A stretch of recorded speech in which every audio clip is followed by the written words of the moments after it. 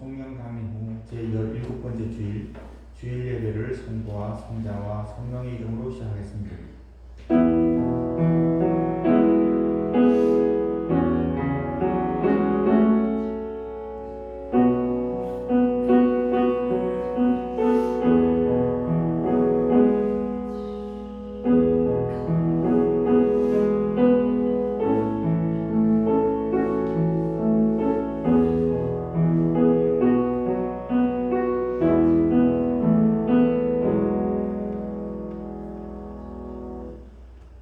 청년이 무엇으로 그의 행실을 깨끗하게 하리이까?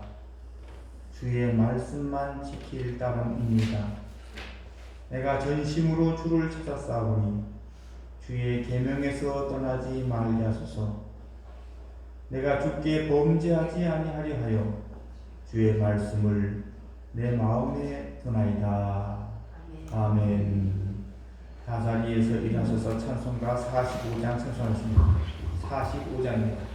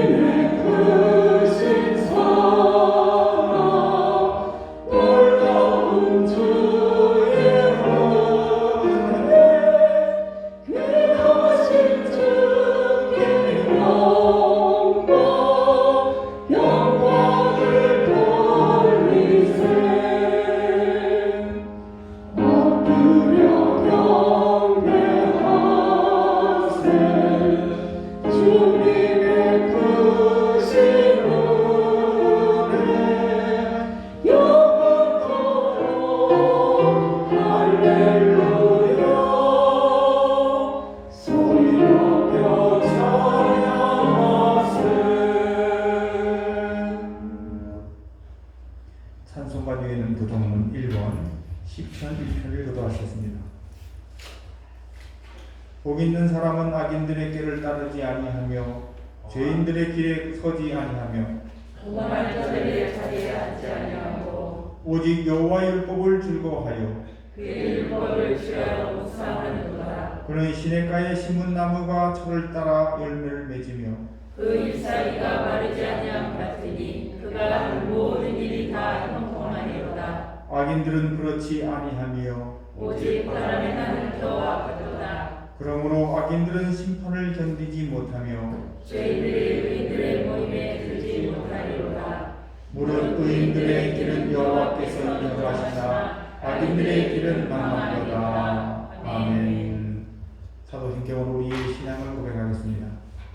전능하사 천지를 만드신 하나님 아버지를 내가 믿사오며 그의 아들 우리 주 예수 그리스도를 믿사오니 이는 성령으로 잉태하사 동정녀 마리아에게 나시고 본디오 빌라도에게 고난을 받으사 십자가에 못 박혀 죽으시고 장사한 후 사흘 만에 죽은 자 가운데서 다시 살아나시며 하늘하고 전능하신 하나님 우편에 앉아 계시다가 그러면서 산 자와 죽은 자를 심판하러 오시리라. 성령을 믿사오며 거룩한 공유와 성도가 서로 교통하는 것과 죄를 사하여지는 것과 몸이 다시 사는 것과 영원히 사는 것을 믿사옵나이다. 아멘. 삼위일체 찬송 2장으로 하나님께 영광을 돌리겠습니다.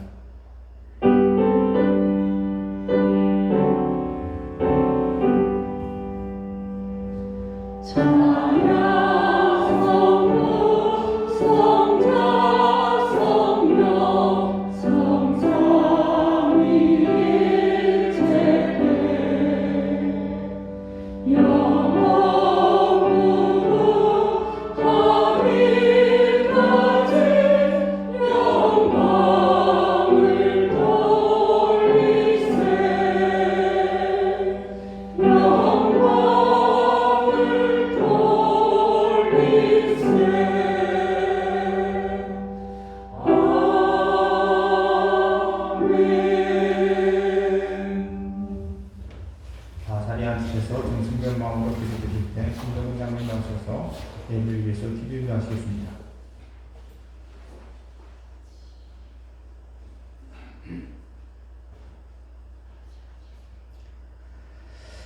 언제나 사랑하심과 크신 은혜로 함께하여 주시는 아버지 하나님, 그 하나님의 크신 은혜를 감사를 드립니다.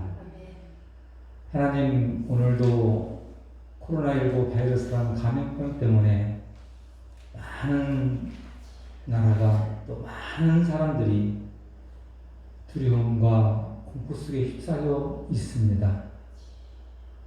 이러한 어려운 가운데서도 하나님께서는 하나님이 택하신 자녀들을 사랑하시고 인도하셔서 오늘 거룩한 날을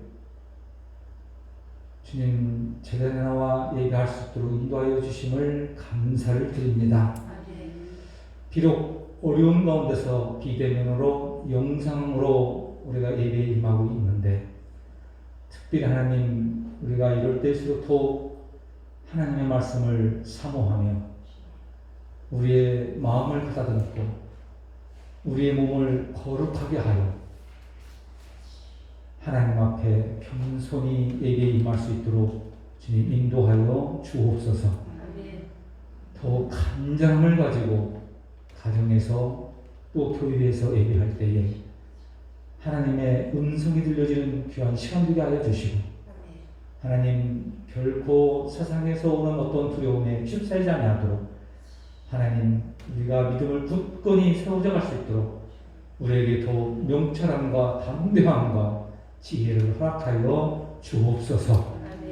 그래야 하나님, 우리의 믿음이 땅에 떨어지지 않게 하시고 더욱 하나님 나라의 소망을 두며 십자가를 바라보며 앞으로 나아갈 수 있도록 주님 붙잡아 주옵소서. 오늘도 그러한 간절함으로 하나님의 말씀을 듣고자 원하오니 주님 다리에 세워주신 주의 종을 통하여 선포드리는 말씀을 부여잡게 하시고 그 말씀에 따라 우리의 삶이 하나님께 영광이 되어지는 삶이 될 수 있도록 주님 인도하여 주옵소서. 전하시는 귀하신 목사님에게 영육간의 강건함을 주시고 성령께서 항상 늘 함께 동행하여 주옵소서. 오늘도 우리가 감사함으로 예배에 임합니다. 하나님 영광 받아 주옵소서. 하나님, 특별히 우리 독진재단과 우리 독진자를 섬기는 모든 성도들의 가정을 지키시고 보호하사 더욱 풍성한 교회요 가정이 될 수 있도록 축복하여 주옵소서. 감사하고 우리를 사랑하시는 예수님 이름 받들어 간절히 기도를 드립니다. 아멘.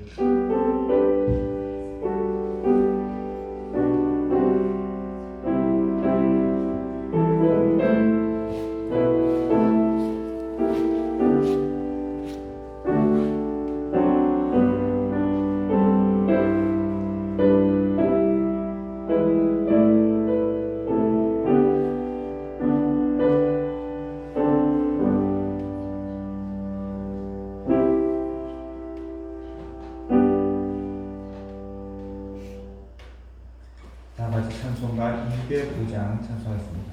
205장입니다.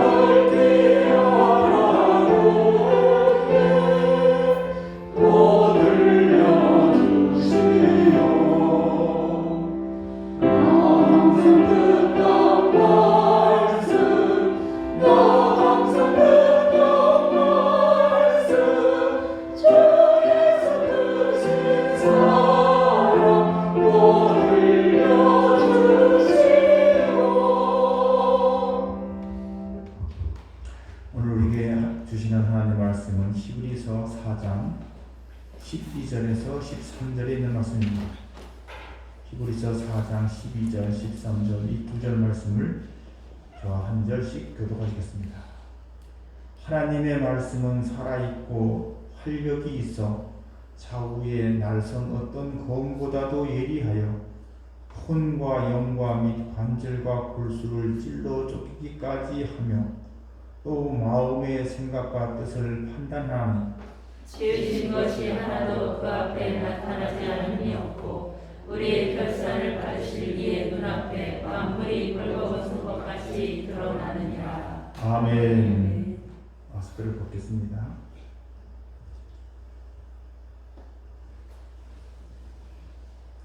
주님의 은혜와 축복이 여러분과 여러분 가정에 충만하게 있기를 주의 이름으로 축원합니다. 아멘. 자, 오늘 본 말씀은 참 익숙한 말씀이죠.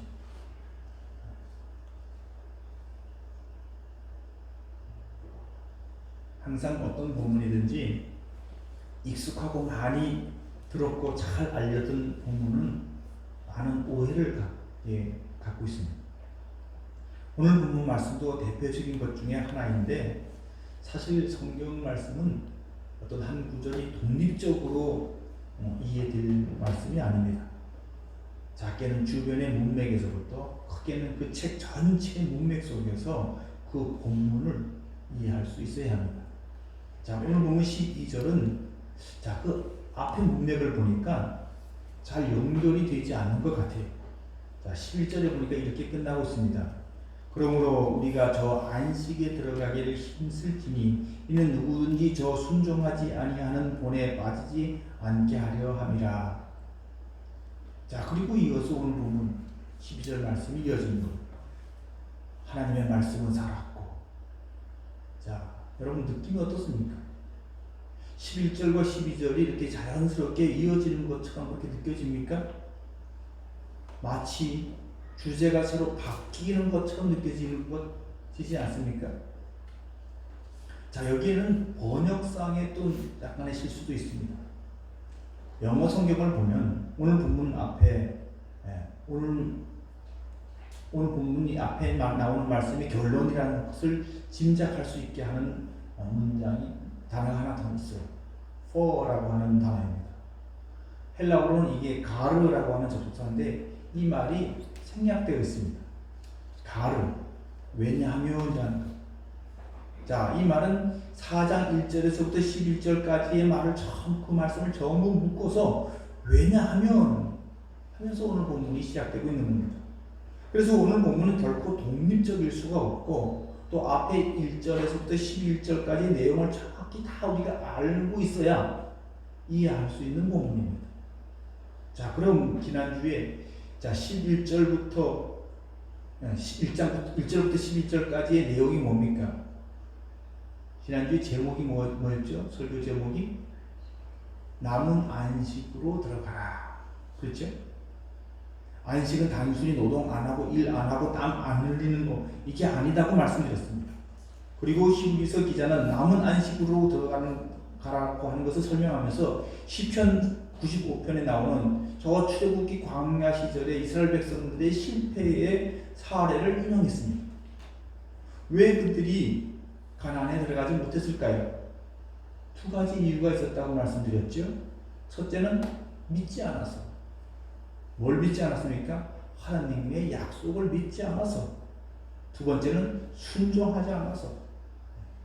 자, 그러면 가나안에 들어가는 그 안식이라고 하는 주제는 쉼과 아무 관계가 없는 거예요. 이 개념은 믿음과 순종과 관계가 있다는 거죠. 안식은 그러니까 아무것도 안 하고 땀 안 흘리고 이게 안식이 아니라 믿음과 순종을 통해서만 얻을 수 있는 겁니다. 그러면 믿음과 순종을 통해서 그 안식으로 들어가는 그 말은 다른 말로 표현한다면 그리스도의 통치 밑으로 들어가는 거예요. 하나님의 질서 속으로 들어가는 게 안식이에요. 아무것도 안 하는 것이 안식이 아니라 그리스도의 통치와 하나님의 질서 속으로 우리의 삶에 들어갈 때, 우리의 삶의 가치가 거기 그 안에 있을 때 비로소 인간은 진정한 안식을 누릴 수 있다라고 하는 것이 지난주 설교의 큰 주제였습니다. 자, 그래서 안식에 들어가기를 힘쓰라. 왜냐하면 하고 오늘 본문이 시작되고 있는 겁니다. 자, 오늘 본문은 이런 차원에서 접근을 해야 되는 거예요. 그러면 그리스도의 통치와 하나님의 그 질서, 그 하나님의 뜻께서 초대하는 그 안식에로 어떻게 우리가 들어갈 수 있을까요? 사실 하나님께서 이 세상을 말씀으로 창조하실 때 그 실질적인 어떤 목적지, 궁극적인 도착지가 인간을 안식하게 하는 거예요. 그래서 6일 동안 하나님께서 천지를 창조하시고 7째 날은 그 결과로서 안식을 누리는 겁니다. 그래서 구원의 길은 이 안식을 찾아가는 길입니다. 하나님의 통치 속으로 순종과 믿음의 삶이라고 우리가 그걸 또 말하는데, 이것을 지난주에 이런 말로 표현했습니다. 신앙생활이란 아버지 집으로 돌아가는 과정이다. 그게 안식이라는 거예요. 자, 그러면 어떻게 우리가 해야겠느냐? 오늘 본문은 이렇게 말합니다. 왜냐하면 하나님의 말씀은 살아있고 활력이 있어서. 자, 좀 추상적인 것 같지 않습니까? 하나님이 살아있다. 하나님의 말씀이 활력이 있고 운동력이 있다. 좌우의 날선 검과 같아서 혼과 골수와 영혼을 찔러 쪼개기까지 한다. 도대체 이게 무슨 말일까요? 자, 12절 말씀을 다시 한번 읽어보겠습니다. 하나님의 말씀은 살아있고 활력이 있어 좌우의 날선 어떤 검보다도 예리하여 혼과 영과 및 관절과 골수를 찔러 쪼개기까지 하며. 자, 여기에 좌우의 날선 검이라고 하는 표현이 등장합니다. 이 검은 뭘까요? 이 검은 사람을 살리는 기능으로서의 검입니까? 아니면 사람을 죽이는 심판의 기능으로서의 검입니까? 어느 쪽이 맞는 것 같아요? 사람을 살리는 걸까요? 죽이는 걸까요? 둘 다입니다. 그래서 양날의 칼입니다. 자, 신비서 기자의 강점은 믿음을 설명하거나 안식을 설명할 때 반드시 구약 성경의 예를 인용합니다. 그래서 히브리서 기자는 성경에 능통한, 구약 성경에 능통한 사람이었을 것으로 추정되고 있습니다. 좌우의 날선 검이라고 하는 표현을 할 때도 구약 성경의 어떤 성경 구조를 염두에 두고 이 말을 하는 거예요. 왜냐하면 구약 성경에 좌우의 날선 검이라는 표현이 딱 한 번 나옵니다. 자, 그 구절은 조금 이따가 말씀드리고 먼저 검의 기능을 말씀드리겠습니다. 누가복음 22장 61절에서 62절에 이렇게 기록되어 있습니다. 주께서 돌이켜 베드로를 보시니 베드로가 주의 말씀 곧 오늘 다 울기 전에 내가 3번 나를 부인하리라 하심이 생각나서 밖에 나가서 심히 통곡하니라. 자, 베드로는 예수님께서 붙잡혀 가실 때 그 뒤를 쫓아갑니다. 물론 예수님과 함께 하겠다고 하는 그런 마음에서는 아니지만 신문 받는 예수님의 그 결말이 궁금해서 또는 걱정돼서 대제사장의 뜰까지 따라갔습니다. 그리고 불을 쪼이다가 한 여자아이의 지적 앞에 그만큼은 그 스승을 모른다고 부인하고 말았습니다. 그리고 그 스승인 예수님과 제자인 베드로의 눈이 탁 마주치게 됩니다. 주께서 돌이켜 베드로를 보시니 이렇게 되어 있습니다. 이때 베드로가 주의 말씀 곧 닭 울기 전에 내가 3번 나를 부인하리라 하시니 생각나서 주님의 시선과 베드로의 시선이 탁 부딪히는 순간 뭐가 생각났어요? 주님의 말씀이 생각났어요. 그리고는 나가서 통곡했습니다. 자, 베드로가 이렇게 회개했는데, 자, 이 회개의 출발점은 주님의 말씀이었습니다. 자, 이런 차원에서 이 말씀은 베드로를 살린 것일까요? 아니면 베드로를 죽인 것일까요? 살린 것이죠. 그러나 그는 여기서 여지없이 무너집니다. 완전히 무너져요. 골수가 찢어지는 거죠. 그렇죠? 심령이 찢어지는 거죠. 소리도 못 내고 무너집니다. 자기 존재의 그 깊은 좌절 속에서 그냥 다 이제 포기하고 낙향해버립니다. 말씀이 찔리면 안 됐어요. 옛날 자기 삶으로 돌아가서 예수님 만나기 전에 들고 다니던 그물을 들고 이제 바닷가로 나가서 다시 어부가 됐습니다. 그런데 부활하신 예수님께서 제일 먼저 찾아가는 곳이 어디입니까? 바로 고향 땅으로 떠나버린 이 제자를 찾아간 것입니다. 디베랴 바닷가에서 조반을 차려놓고 텅 빈 그물로 허탈한 새벽을 맞는 베드로를 만납니다. 그리고 아무 소리도 하지 않고 밥 먹자. 우리말로 하는 거죠. 이 숯불에 생선을 구워놓고 주고받는 대화가 없습니다.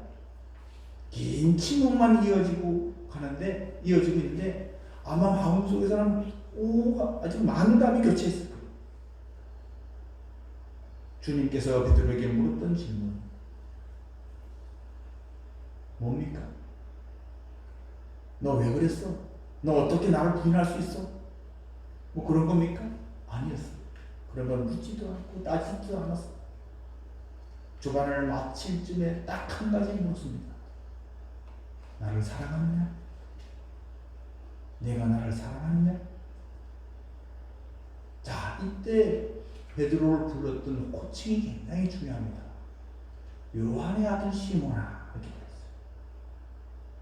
자, 이 이름은 베드로의 옛날 이름입니다. 처음 주님을 만나서 부름을 받았을 때 예수님께서 지어주신 이름이 아니에요. 요한의 아들 시몬아, 내가 나를 사랑하느냐? 이것을 3번 확인하신 후에 거기서 다시 그를 회복시켜 주시고 실추된 사도직을 다시 회복시켜 주십니다. 그리고 사도행전이 나오는데, 자, 사도행전은 누가 엽니까? 베드로가 여는 거예요. 강력한 성령의 임재에 붙들려서 사도행전을 열고 이방인들을 향한 선교의 문을 누가 엽니까? 바울이 열었습니까? 아닙니다. 성경을 자세히 보면 바울이 연 것이 아닙니다. 바울은 그냥 열려져 있는 그 열려놓은 길로 간 겁니다. 베드로가 연 겁니다. 고넬료의 집을 방문해서 하나님께서 이방인들도 사랑하신다는 그 사실 앞에 그에게 복음을 전했고 거기에도 성령이 임하는 것을 보면서 하나님께서 이방인들도 사랑하신다는 것을 확증받게 된 것입니다. 그러니까 베드로가 이방인 선교를 열은 겁니다. 그리고 마지막에 그는 감히 내가 주님처럼 어떻게 십자가에 못 박혀 죽을 수 있느냐? 나를 십자가에 거꾸로 매달달라고 했어.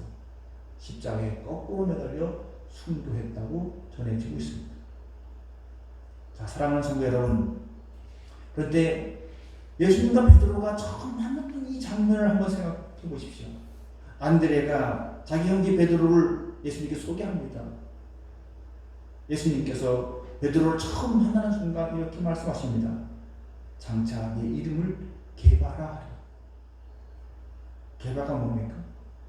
이 아람어예요. 번역하면 반석이라는 뜻이에요. 이걸 헬라어로 베드로라고 합니다. 자, 예수님을 처음 만난 베드로는 반석이 아니라 원석이었어요. 그냥 잡석이었습니다. 그런데 그 안에 주님은 반석을 발견하시고 반석을 계획하시고 베드로 속에서 반석을 그려내십니다. 그리고 베드로는 수없이 넘어지고 수없이 시행착오하고 엄한 짓도 수차례 하고 그리고 나중에는 스승도 부인하게 됐습니다. 자, 이런 절망의 언덕이 다 지난 후에 부활의 주님을 다시 만난 후에 실제로 이름만 베드로가 아니라 이름만 반석이 아니라 실제 존재가 반석이 된 겁니다. 시몬에서 반석 베드로로 바뀐 겁니다. 자, 그런데 여러분 이렇게 질기고 길게 그렇게 좌절하고 낙심하고 실망시키는 그를 그렇게 끝까지 포기하지 않고 붙들고 그를 이끌고 갔던 그 힘이 뭘까요? 그게 말씀 아니겠습니까? 주의 말씀. 자, 베드로는 계속 하나님의 말씀대로 빚어지고 다듬어지고 만들어졌던 것입니다. 주님은 베드로를 만나는 그 순간부터 그 안에서 반석을 그려내셨습니다. 내가 이 친구를 반석으로 만들어야겠다. 그리고 그 말씀하신 대로 그 과정 속에서 수없이 깨지고 자빠지고 무너지고 실망도 시키고 절망도 주었지만 한 번 택한 그를 놓지 않았습니다. 포기하지 않았습니다. 사랑하시되 끝까지 사랑하셨습니다. 그 부인과 배반의 언덕을 넘어 옛사람으로 돌아가 버린 이 제자를 쫓아가서 결국은 그를 반석으로 만들어내십니다. 그리고 사도행전을 열게 하십니다. 교회의 반석이 되게 하신 것입니다. 자, 이것이 말씀은 살아있고 운동력이 있어서 라고 하는 말씀의 의미입니다. 자, 구약 성경에도 비슷한 예가 있습니다. 아브라함입니다. 자, 아브라함이 약속의 아들 이삭을 얻기까지, 그가 믿음의 조상이 되기까지 얼마나 험난한 어떤 배반과 불순종과 기다리지 못함과 못나고 추한 모습들을 보였습니까? 2번씩이나 자기 아내를 위해서 아내를 팔아먹었습니다. 오늘날 말하면 쪼다도 이런 쪼다가 없는 거죠. 이게 무슨 믿음의 조상입니까? 하나님의 약속을 기다리지 못하고 하가를 얻어서 이스마엘을 낳았습니다. 자, 창세기 12장에서부터 시작된 아브라함의 하나님과의 동행은 이렇게 계속해서 삐끗거리고, 그죠? 기다리지 못하고, 견디지 못하고, 묻지도 않고, 기분이 나면 그냥 자기 생각대로 그냥 애고로 내려가 버리고, 내려가는 길목에서 엉뚱한 거짓말하고, 또 그러다가 또 아내를 또 팔아먹고. 자, 그런데 성경을 보면 이삭이 태어날 때 그 짧은 2절에 두 절을 표현할 때 이렇게 2절 안에서 이렇게 말합니다. 창세기 21장에 나오는데 여호와의 말씀하신 대로, 여호와께서 말씀하신 대로, 여호와의 말씀하신 시기가 되어서 3번 나와요. 하나님은 자신이 하신 말씀을, 아니 말씀 자체이신 하나님이시기 때문에 성실하게 자기 존재를 걸고 그 약속을 지키고 진행시키시는 분이라는 거예요.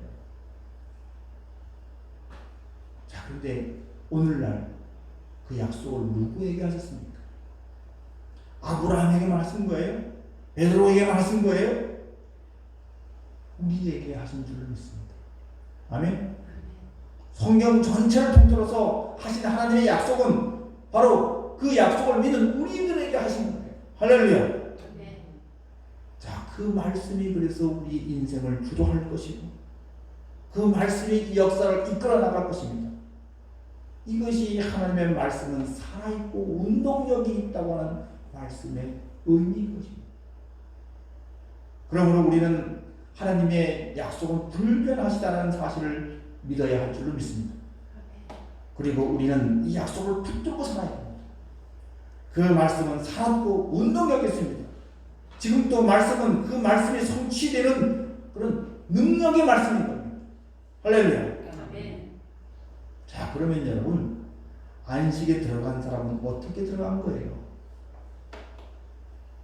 잘 믿어서 들어간 거예요? 순종 잘해서 들어간 거예요? 그 말도 틀린 건 아니죠. 믿었으니까. 안 믿으면 못 들어간다고 했으니까. 믿었으니까. 그런데 또 정확하게 말한다면 말씀이 이끌어 가신 거예요. 그렇죠? 하나님의 은혜로 이끌림 받은 거예요. 말씀이 능력이 되어서 말씀이신 그리스도의 공로로. 할렐루야. 그러면 지금까지는 이 말씀이 인간의 오욕의 그 역사, 그 속에서도 어떻게 우직하게 하나님께서 약속하신 그 약속을 성취해 가셨는가, 그 말씀은 어떻게 생명을 살렸는가, 이런 말씀의 긍정적인 한 부분을 봤다면, 지금까지 하나님의 이 말씀을 거부하고 하나님의 초대를 거절하고 복음을 영접하지 아니하고 그랬던 사람들의 결말이 어떻게 될 것인가. 자, 이것을 구약 성경을 통해서 우리가 다시 알 수 있게 되는데, 사사기 3장 4절입니다. 사사기 3장에 여기에 좌우에 날선 검이라는 말이 나와요. 사사기 3장 4절입니다. 남겨주신 이 이방 민족들로 이스라엘을 시험하사 여호와께서 모세를 통하여 그들의 조상에게 이르신 명령들을 순종하는지 알고자 하셨더라. 자, 가나안 땅을 이스라엘 백성이 텅 빈 진공의 상태로 주신 것이 아니에요. 이미 그 안에는 악한 문화를 형성하고 우상 문화를 일구어낸 가나안 7족 족이 살고 있었습니다. 자, 우리 같으면 이런 생각을 할 거예요. 이왕이면 적과 꿀이 흐르는 땅을 약속해 주신다면 그냥 그거 다 청소 싹 해주시고 깨끗하게 비워주시고 정리 하나님 다 해주고 그냥 들어가라 했으면 얼마나 좋았을까. 그렇죠? 근데 하나님 그렇게 하지 않았다는 거예요. 그렇게 하지 않은 이유를 이 사사기 3장 4절에서 말하는 그들이 모세를 통하여 이르신 명령을 순종하는지 하지 않는지 시험하기 위해서. 자, 사사기는 이스라엘 역사의 실패를 경험한 역사. 그 실패의 결말을 한번 살펴보겠습니다. 자, 사사기 3장 12절 13절입니다. 이스라엘 자손이 또 여호와의 목전에 악을 행하니라. 이스라엘 자손이 여호와의 목전에 악을 행함으로 여호와께서 모압 왕 에글론을 강성하게 하사 그들을 대적하게 하심에 에글론이 암몬과 아말렉 자손들을 모아가지고 와서 이스라엘을 쳐서 종려나무 성읍을 점령한지라. 자, 이스라엘 백성이 악을 행하니까 하나님께서 이스라엘 백성들을 벌주기 위해서 모압 왕 에글론을 강성하게 키웠다는 거예요. 자, 모압과 암몬은 롯의 두 딸을 통해서 나온 후손들이죠. 참 역사는 무섭습니다. 불순종의 그 악이 뿌려놓은 씨가 이스라엘을 괴롭히는 하나님의 채찍으로 사용되고 있는 거예요. 계속해서 14절을 보겠습니다. 이에 이스라엘 자손이 모압 왕 에글론을 18해 동안 섬기니라. 자, 그러니까 이때 이스라엘 백성들이 가나안 땅에 들어갔지만, 약속의 땅, 안식의 땅, 가나안 땅에 들어갔지만 거기서도 뭐 했다는 거예요? 종살이 했다는 거예요. 애국에서만 종살이 한 것이 아니에요. 약속의 땅에서도, 적과 꿀이 흐르는 땅에서도, 그 안식의 땅이라는 그곳에서도 종살이 했다는 거예요. 여러분, 우리는 다 예수 믿고 구원받았습니다. 예수 믿고 하나님의 자녀가 되었고 천국 시민이 되었습니다. 그런데 우리가 계속해서 믿음과 순종의 삶을 살고 있지 않으면 이스라엘 백성이 가나안 땅에서도 종살이 했던 것처럼 교회 다니면서도 세상에 종살이 하며 산다는 겁니다. 그렇지 않습니까? 자, 그래서 이스라엘 백성이 어떻게 했습니까? 15절부터 보겠습니다. 계속해서. 자, 이스라엘 자손이 여호와께 부르짖으며 여호와께서 그들을 위하여 한 구원자를 세우셨으니 그는 곧 베냐민 사람 게라의 아들 왼손잡이 에훗이라. 이스라엘 자손이 그를 통하여 모압 왕 에글론에게 공물을 바칠 때에 에훗이 길이가 한 규빗 되는 좌우에 날선 칼을 만들어. 에훗이 어떻게 했다고요? 좌우에 날선 칼, 좌우에 날선 위쪽 구약이 나옵니다. 그의 오른쪽 허벅지 옷 속에 차고 그랬어요. 그리고 계속해서 이렇게 말합니다. 에훗이 그에게로 들어가니 왕은 서늘한 다락방에 홀로 앉아있는 중이라. 에웃이 이르되 내가 하나님의 명령을 받들어 왕에게 아랠 일이 있나이다 하며 왕이 그의 좌석에서 일어나니 에웃이 왼손을 뻗쳐 그의 오른쪽 허벅지 위에서 칼을 베어 왕의 몸을 찌르며 칼 자루도 나를 따라 들어가서 그